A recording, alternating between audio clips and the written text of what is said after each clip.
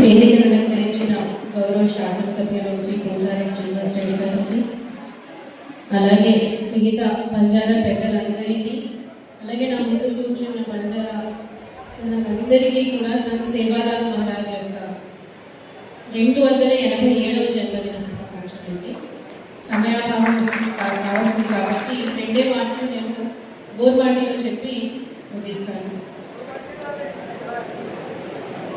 సేవాలాల్ మహారాజ్ గారు ఆయన ఆధ్యాత్మికంగానే కాకుండా మొత్తం చెప్పినట్టు చాలా సొసైటీ కోసము, సోషల్ రిఫార్మేషన్ కోసము చాలా మాటలు చెప్పారు. అందులో రెండే మాటలు చెప్పి నేను ముగిస్తాను.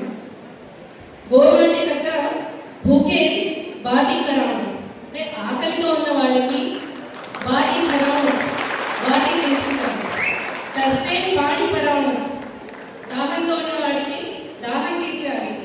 వాట్ బులాడి పడితే వాట్ బతావు, దారి మర్చిపోయి అప్పుడు దారిలో వెళ్తున్న వాడికి గోర్వాటి, అప్పుడు గోర్వాటి బాట్ దికావు, అది సహారా దేవు, అవసరం ఉన్న వాడికి సాయం చేయండి. వార్తతో వాతే పడేయండి, అంటే మాకు ఇచ్చిన వాటికి కట్టుబడి ఉంటాయి అని చెప్పారు. सेवा भाया से बड़ा बड़ा प्रेम, समाज बड़ा करो, आदमी ने इज्जत करो, प्रकृति बंचाड़न,